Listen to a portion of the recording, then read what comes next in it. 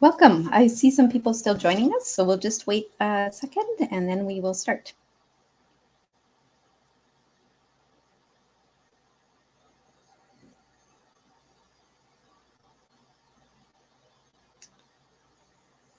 Okay, so this is the session here for the School of Linguistics and Language Studies.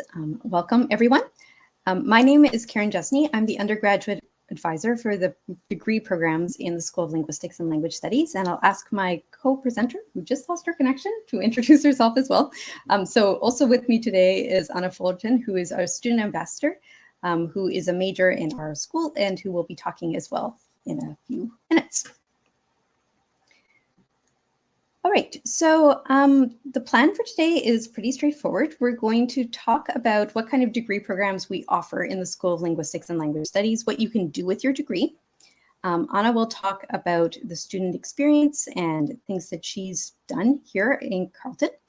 Then we'll talk about different degree types and options. So what kinds of degrees can you get? What kind of courses would you take in different degree programs?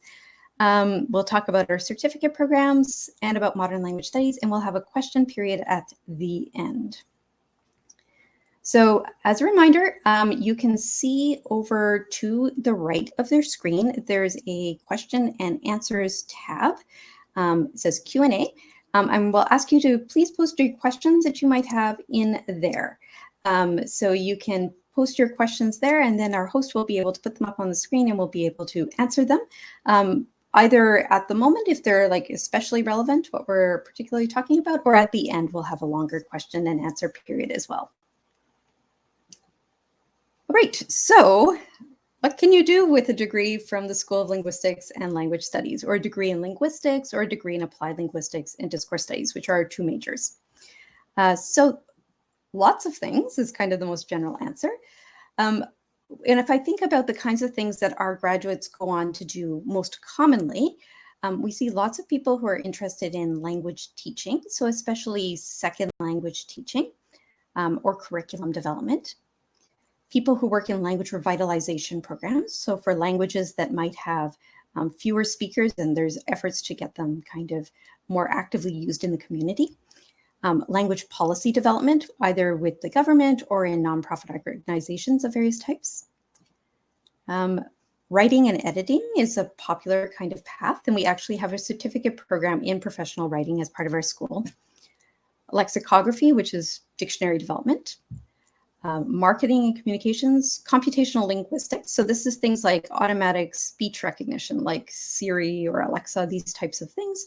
The reason they work is because they understand the speech we give to them. They understand when we talk to them, and that's no small task.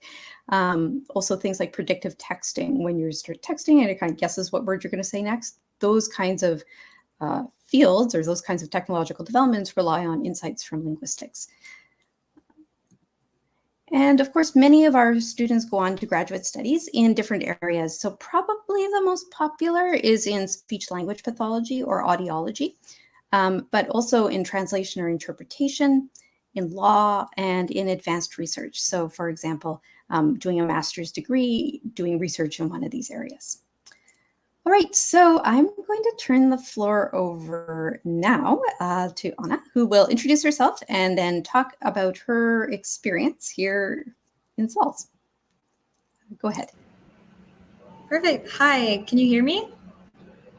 Awesome. So my name is Anna Fullerton. I am a fourth-year student at Carleton, and I'm finishing up. I'm in the last 6 weeks or so of my Bachelor of Arts in a combined honors linguistics and discourse studies program. I'm also minoring in German and completing a certificate in teaching English as a second language, also known as CTESOL. So I've been through my journey at Carleton, able to participate in a lot of different things. So I wanted to talk to you guys about how many opportunities there are available at Carleton, specifically related to linguistics and SLALs. And there's so many that I just think when you come to Carleton, you should really take advantage of as many as you can as possible. So for the last couple of years, some of the extracurriculars I've been a part of, I am currently the president for CATL, which is the Carleton Applied and Theoretical Linguistics Society. It's like an academic club where everybody in linguistics or applied linguistics, we just kind of hang out and talk about the program and anything related to it. It's a lot of fun, really relaxed. Right now, I'm a FAS, student ambassador, a Faculty of Arts and Social Sciences student ambassador, which is why I'm talking to you guys today. I'm in the Deutsch Club, which is the German club at Carleton. And I also, not necessarily an extracurricular, there was a payment portion to it, but I was doing the Students as Partners program with the Teaching and Learning Services Center at over the summer with Dr. Eva Karchava, and that was a really incredible opportunity. Some other ways I've been involved on campus, not just with linguistics, is I was a residence fellow in second year. So if you are looking at living on in residence, I was one of the Dons or the residence assistants, RAs, as they're also called, that walked around the floor all the time. I've been working at Rooster's Coffee House, which is a student-run coffee house on campus for the past 3 years, which is actually where I am today and where I am most of the time. I was part of CU Smile, which is a charity organization. I've been involved in the International Student Services Office, helping out international students sort of acclimate to Carleton. And I've been a part of TEDx Carleton University, which is a smaller part of TED. In my second year, I was a speaker, and this year I'm a co-president. So that's it for that slide, but just a couple of things that I've been doing and some things about me. So there are a couple of reasons why I chose Carleton as opposed to other schools that offer linguistics. When I first was looking at the school, I thought there were some solid reasons. So it's a city within a city. Carleton campus itself is kind of centralized and in its own little peninsula. So it feels like it's very, everything is just the university. So it's nice. I could see online what the certifications were for all of the faculty members, and I was interested in the research that they were doing and where they got their credentials. The campus life seemed really amazing to me, and I can say that even online, there is still a pretty lively presence for clubs and activities. I really love the modern languages department. I myself I'm doing my minor in German right now. I've been able to take Korean classes, and I've I've kind of come to random parts of French club, and there's just so many different languages you can learn while you're here if you're into that. And the diverse community. If in linguistics, it's so important to have a diverse classroom because everything we're talking about is diverse. So it's really nice if you're looking at a Polish sentence and you have a Polish student there, they can actually read it and it helps with the immersion. So that's why I originally came to Carleton. And some of the things that I found I really love about it now that I'm here is the support of the faculty members. If you go to a really big university, sometimes you just feel like a number and you don't get to know the professors. And I find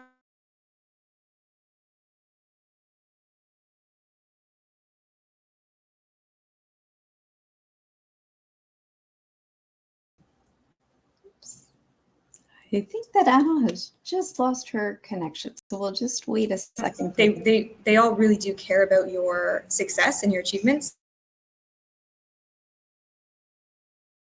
One of my professors emailed me and just said, "Hey, you're not as talkative in class." Yeah. So that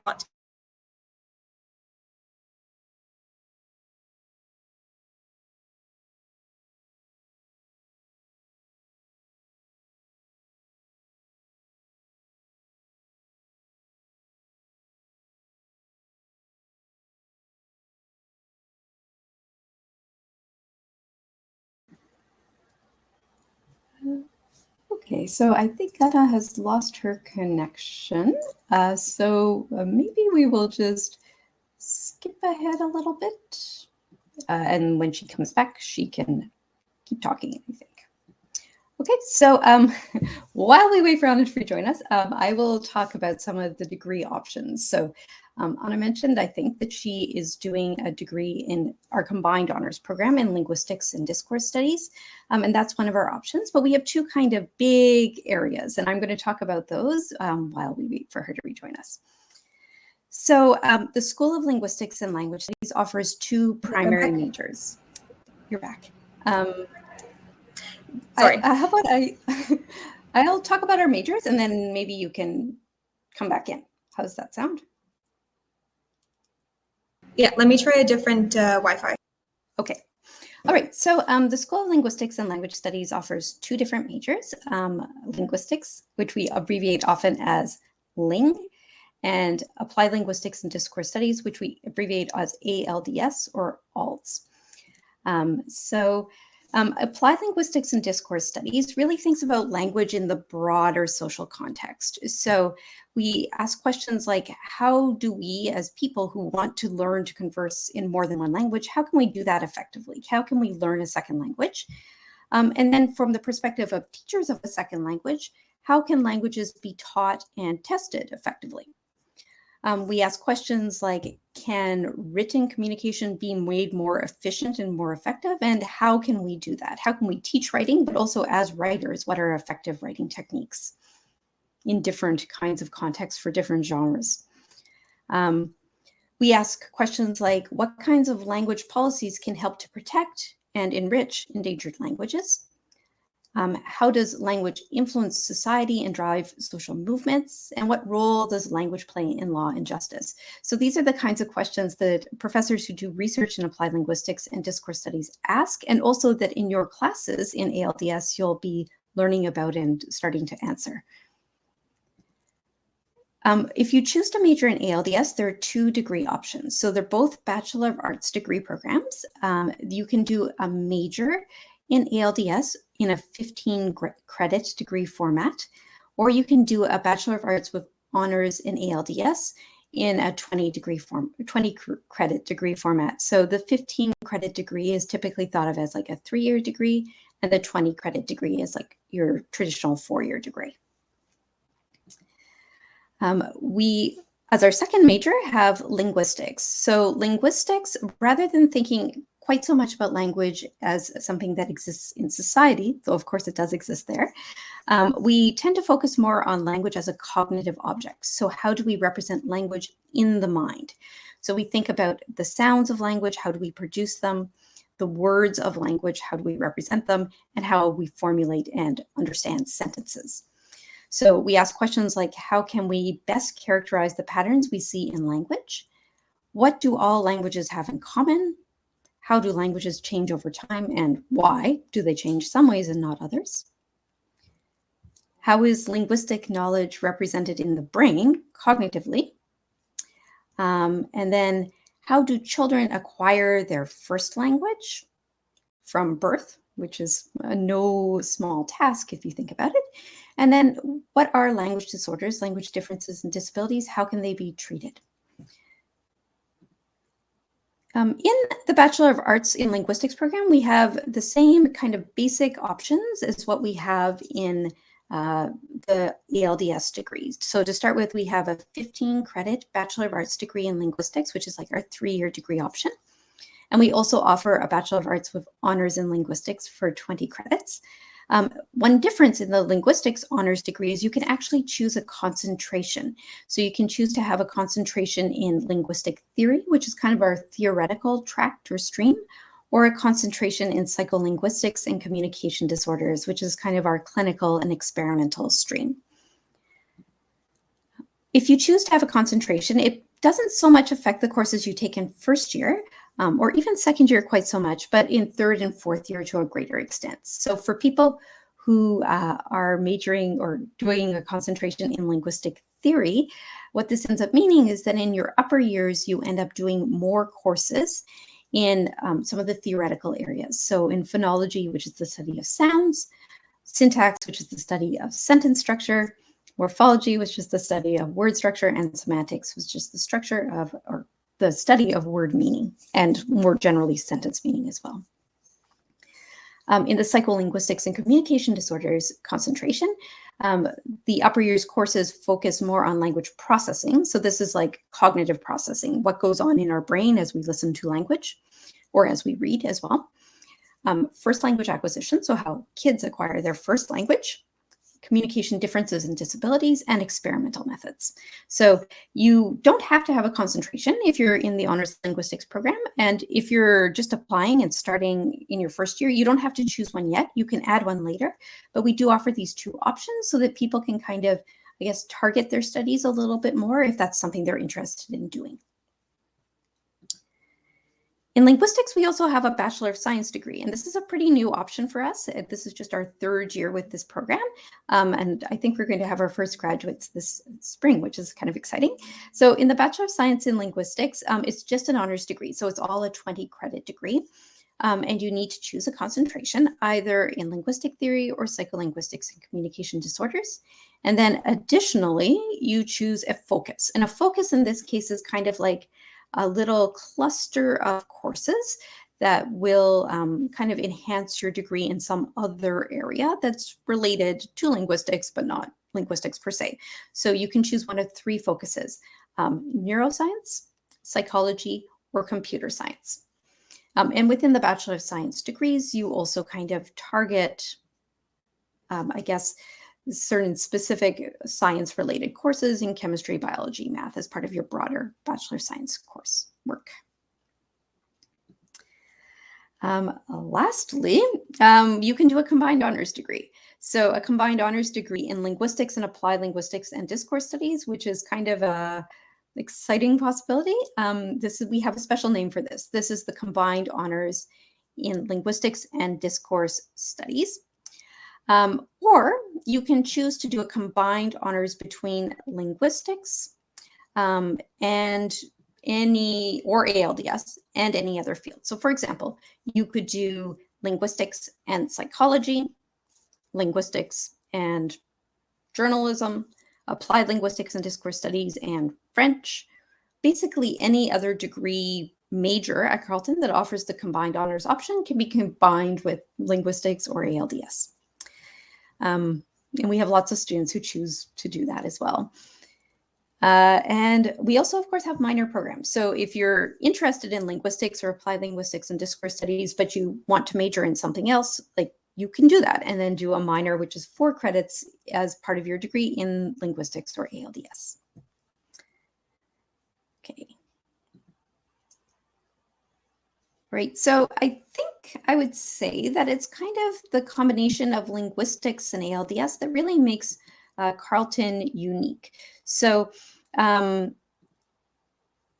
most think schools in Canada and elsewhere have one or the other, but not necessarily both, and certainly not integrated within a single school. So really having linguistics and applied linguistics and discourse studies together gives you the opportunity to learn about language from multiple perspectives. So you can take courses in both areas easily. In fact, you're required within both of our majors to take the first year courses in both of those areas for each of the degree types. If you really like both, you can consider the combined honors Bachelor of Arts. And it's also very easy to switch back and forth between the two. So especially in first year, you can choose, if you started off in linguistics and decided after taking ALDS 1001 that you really like that, it's really easy to switch. And so that's kind of intentional within the structure of our programs, because we know lots of people end up deciding that they're more interested in one or the other, and that's totally normal and fine. When we talk about what courses you take in first year, the normal course load is 5 credits. So that's 10 one-semester courses. You don't have to take a full load. Lots of people instead choose to take fewer if there's whatever reason. But the normal load is 5 credits, and that's what I'll kind of sketch out here. So the first bit of your first year is kind of learning about linguistics and applied linguistics and discourse studies. So we have 3 first-year courses that students standardly take. There's Linguistics 1001, which is Introduction to Linguistics 1, Linguistics 1002, which is Introduction to Linguistics 2, and Applied Linguistics and Discourse Studies 1001, which is Language Matters, Introduction to Applied Linguistics and Discourse Studies. And those are required for the whole kind of range of our majors, which allows people to kind of test out both fields and see what's most interesting to them.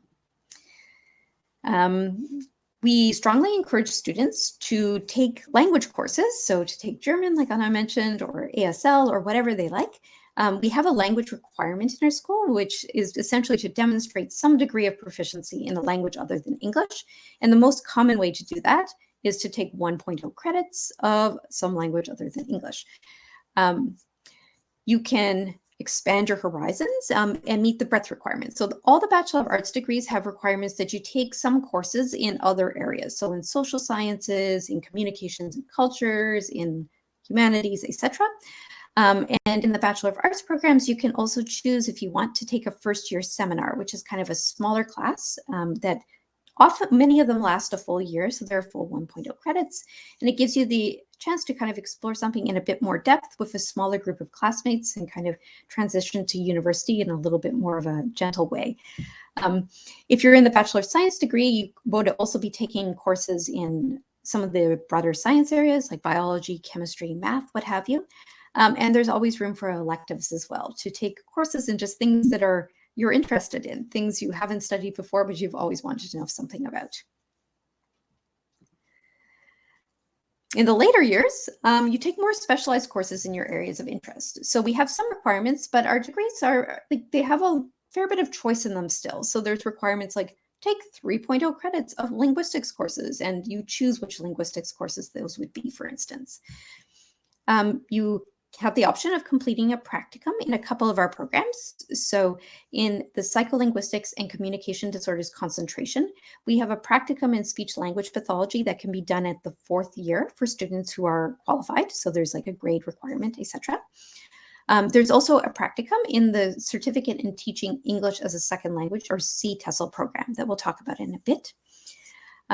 You can add a certificate program. So there's the CTESOL that I just mentioned, and also the Certificate in Professional Writing that I'll mention as well. And there's lots of opportunities to participate in research. So to do an honors thesis or project or some type of independent study.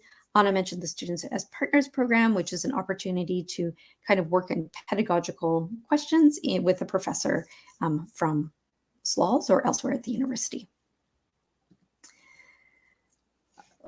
I thought I would just give you a sense of some of the recent student research. So these are like the topics of some honors theses that we've had in linguistics and applied linguistics and discourse studies in the past couple of years. So one student looked at the question of how do face masks affect speech perception. So people, I think, have this impression that sometimes it's harder to understand people if they're wearing a mask. So she asked the question, why is that? Well, A, is that true? And why is it? Is it because the speech is somewhat muffled, or is it because we can't see the person's lips, and that makes it harder to distinguish some of the speech sounds? Another question that students looking at this year is how the writing, or what do the writing experiences of students with autism spectrum disorders look like in a post-secondary educational context, and what kinds of techniques and strategy for teaching writing seem to be most effective? Another question that I've seen a student ask is how does the frequency of words in American Sign Language, ASL, affect the kind of speed and size of the gestures involved? And another question, how does the way that parents talk to their children affect their acquisition of grammar? So we know that parents often talk to their children in this kind of special child-directed speech style that's like, oh, how are you doing? Does that affect children's ability to learn language in any kind of important way? So I'll talk briefly about our certificate programs. So we have a certificate in professional writing. This can be completed concurrently with your degree, with an honors degree. So you would take courses specifically for this certificate in your 3rd and 4th year. A lot of them are ALDS courses, so they kind of do double duty. They count towards your major and towards your certificate. It's a total of 5.0 credits that includes courses in writing for different contexts, professional context, academic context, etc., grammar, and publishing. Okay, and this has been quite a popular program. It's joint with the Department of English. Actually the majority of the courses count towards your ALDS major as well, but all the courses count towards your degree.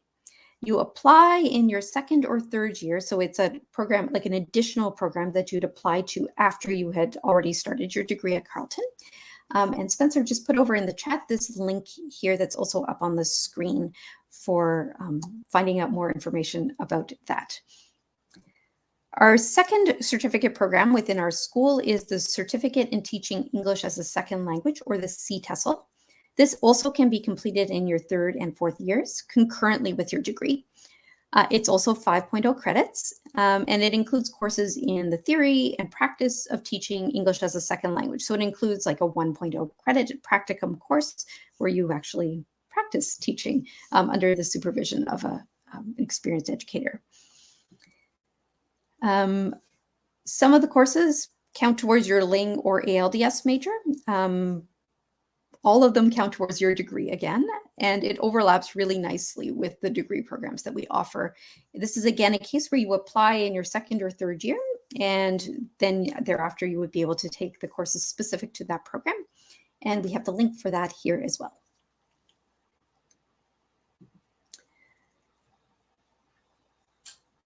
I will talk about modern language studies, and then we'll go back to Anna, I think. Okay, so modern language studies within SLALS, the School of Linguistics and Language Studies, we have the 2 degree programs I talked about, and we also are the home for a lot of modern languages that are taught at Carleton. So this includes several of the most spoken languages in the world. There we go. So these are the top 10 languages with the most native speakers in the world. And the ones with the arrows on top of them, those are the ones that we have here at Carleton that we teach in SLALS. So Mandarin Chinese, Spanish, English, of course, is the language of the majority of our classes, Portuguese, Russian, and Japanese. We also offer a number of less commonly spoken languages or more specific types of courses as well.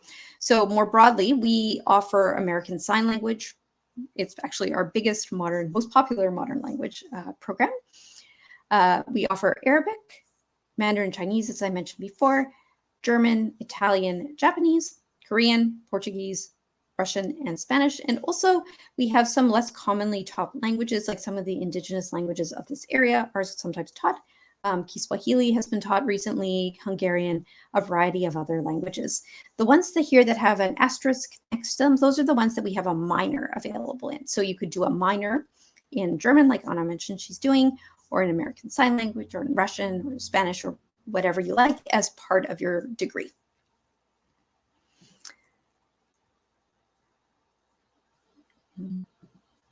Oops. So students from a wide range of programs take language minors. It's not restricted to students in applied linguistics or linguistics. They fit with many different types of degrees. So the language minors are always 4.0 credits, and they really allow you to kind of engage in more in-depth study of whatever language you've chosen. So I'm going to move backwards in the slides, and I'll get Anna to maybe unmute, and she can. There we go. I think we were right about there. Okay, fingers crossed. While you were talking, my was so I put I have some contact info for anyone who can. I have some contact information for myself. If I cut out again, if you have any questions about student experience, please reach out to me. I would be more than happy to answer your questions. I love talking about my degree. A little too much sometimes. So some tips that I have for new students. I like to give some tips every time I bring these up. Some of them are obvious, but maybe not for the reasons you would think. So my top tip is always to ask questions when you're in class. I know a lot of times you don't want to ask a question because you don't want to get embarrassed if you have the wrong answer. But I can tell you from 4 years of classes, I've never had a teacher, or I've never had a professor say like, oh, that's wrong, and then move on. It's always expanded upon. You never feel dumb. And you have to remember, a lot of these profs are like experts in their field. So if you have a question for them, they're more than happy to answer that. Like they're usually very excited to answer it. So always ask questions in class, or go to your professor's office hours to ask questions there. Office hours are like basically where the professor is in their office, and it's free time for students to come and ask things about the course. And it's usually unutilized, and a lot of professors end up just sitting there.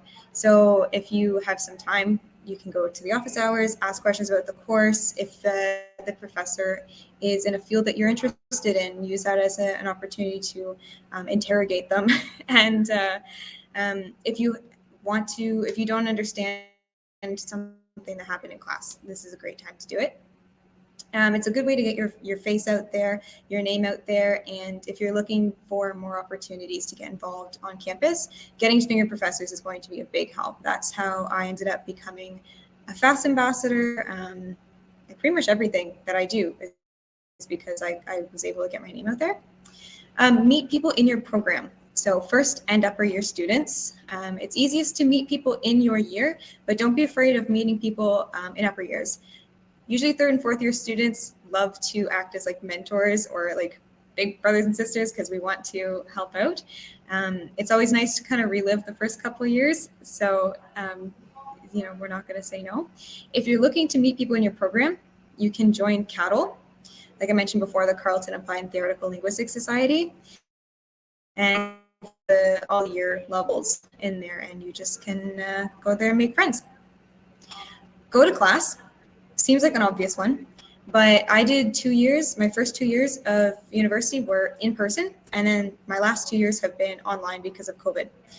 The difference between how motivated and interested and engaged you are when you're in either a synchronous online class or in person, it's night and day. Like if it's a asynchronous class and you're not engaged, you're not going to learn anything. So if you have the opportunity in person, go to those classes, go to every single one of them. You can meet your professors, you can meet other people in your program, and you're going to be engaged a lot more than if you don't go. Even if you're wearing your pajamas, just show up. Get involved in clubs, societies, and activities on and off campus. Make sure you have a balance of work and life, and these are, again, great ways to meet people. A lot of these you can add to your co-curricular record or your resume, and it just looks really good when you graduate. If you're not from Ottawa, explore it. I'm from the middle of nowhere in Nova Scotia, and I've never been to a city before or used public transportation. So the first time I came here, I got on a bus and I just drove around on the bus for like a whole day. And it was amazing. So take time to explore Ottawa. It's a great place. I like to say, forget your textbook at home. Every so often, don't do it too often. But this is how I met my best friend, who I'm still friends with now from first year to fourth year. We were roommates and everything. After I bought the textbook and forgot it one day, and I looked at the person next to me. I said, "Hey, can we share textbooks so I can keep up with the lesson?" And afterwards, she was like, "Hey, do you want to study with me afterwards?" And now, yeah, we've been friends for ever since then. So sometimes it's nice if you see the person beside you has their textbook out. Maybe just ask if you can share. It's a good way to make friends. And finally, therapy dogs. So both of the pictures of me in here are with therapy dogs from Carleton. Unfortunately, they're both retired, Roxy and Blue. I met them in first year, and they're just really great ways to decompress. And something that CATL has done in the past is we've said, hey, there's a group of us going to Roxy's office hours tomorrow, if anyone wants to come. And just really great opportunity. I love the dogs. They're great. So those are my tips. Obviously, there's more, but those are the ones that I think are pretty stand out.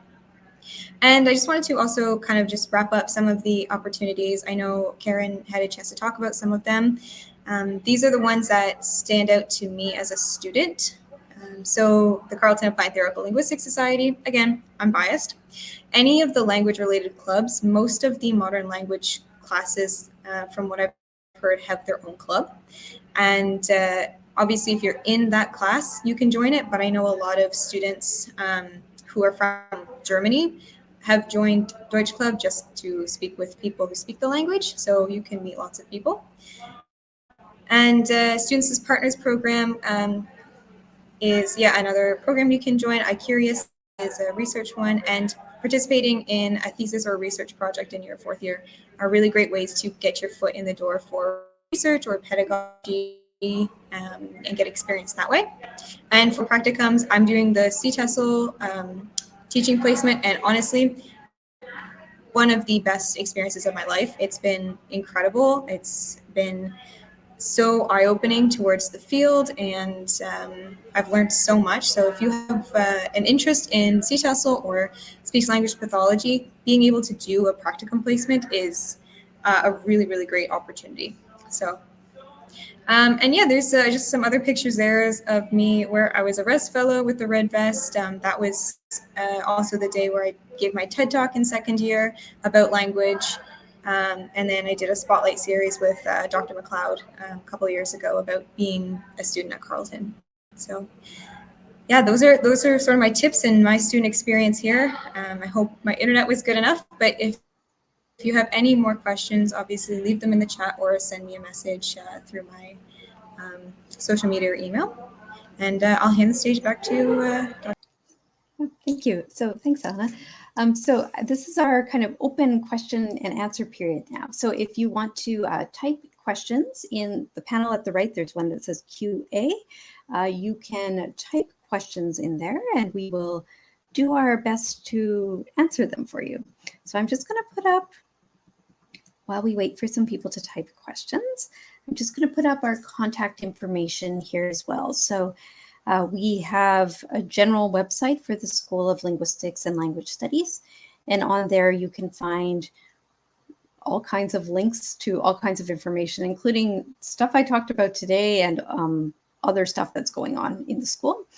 And if you have questions specifically about the linguistics or applied linguistics and discourse studies programs, I'm the one to ask. So you can always contact me, and my email address is there on the screen as well.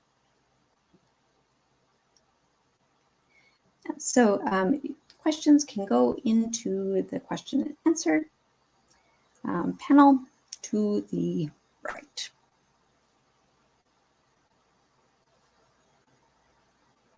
And I'll just also mention that after this presentation, I'm going to be from noon till 12:30 in the School of Linguistics and Language Studies booth here on AirMeet if anyone has any individual questions that they want to ask, I guess.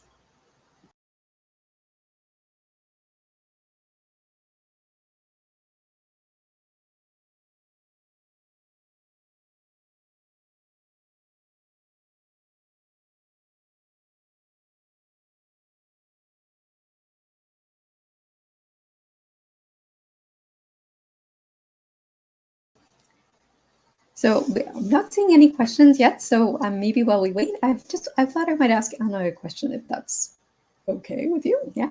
Okay, so I was wondering, so you mentioned that you are doing a minor in German, and I was wondering if you, like, how you came to decide to do that, if you had decided when you first, like before you even came to Carleton, or how you got interested. Yeah, so I get this question a lot because my family is not German. I have really no connection to Germany. But when I was in high school applying to universities, I also applied to some schools in Germany because I liked the sort of the opportunities they had. And I decided not to. I got a little bit spooked about moving abroad. So I decided to keep looking in Canada. And then I came to Carleton and I saw, oh, well, there's German here. I have to fulfill a language requirement anyways, so I'll use this. And then I thought, okay, in third year, I'll study abroad and I'll go to Germany still, and I'll be prepared. And then COVID happened, so that never took place. So I figured I should just continue with. I've done half of a minor already, so I may as well complete it. And I also just really enjoy learning languages. I think when you have so many courses about the science of language, how does language happen? how do people use language? What are the rules? What are the processes? It's also fun to have an actual course where you just learn it and you can sort of apply everything to that class. And of course, right now it's very funny because I am in my last semester of German, so I'm in advanced German, fourth year, and I'm also in my English teaching placement. So at 9 in the morning, I teach English, and then at 11 o'clock in the morning, I go and learn German. So it's a very interesting experience, but that's a lot of people in my program. They are in BEGINs, so Bachelor of Global International Linguistic Studies. studies, yeah. Yeah, they all plan on, they have to do a placement abroad or something like that. So they are all doing it so they can prepare themselves to go to Germany. Yeah. I see there's a question from Sophia. She's asking, you mentioned the German club. Are there clubs for all the languages you can study? Pretty much, I think. So from what I can tell, I mean, I don't want to swear for absolutely every, but pretty much. And also some languages that we don't, like I know there's an Esperanto club, for example.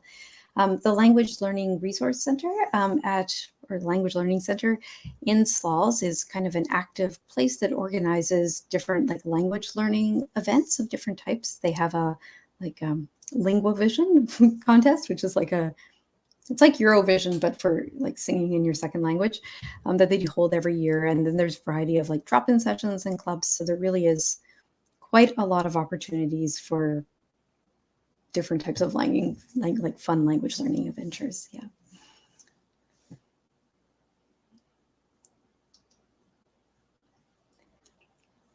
Okay, if there's any last minute questions, you can type them in the chat. But I really wanted to thank everyone for joining us today. I apologize for technical issues, but thank you to everyone for your participation and your attendance, and it's been great. So I will be over in the booth for School of Linguistics and Language Studies if you have any individual questions, or of course you can always contact me, the undergraduate advisor, via email today or whenever, and that's good too. And Anna put her information in the chat over at the side as well. So she has her email and also her WhatsApp so that you can contact her if you would like. All right, so thank you very much to everybody. I think that will be done. Bye. Thank you, everyone.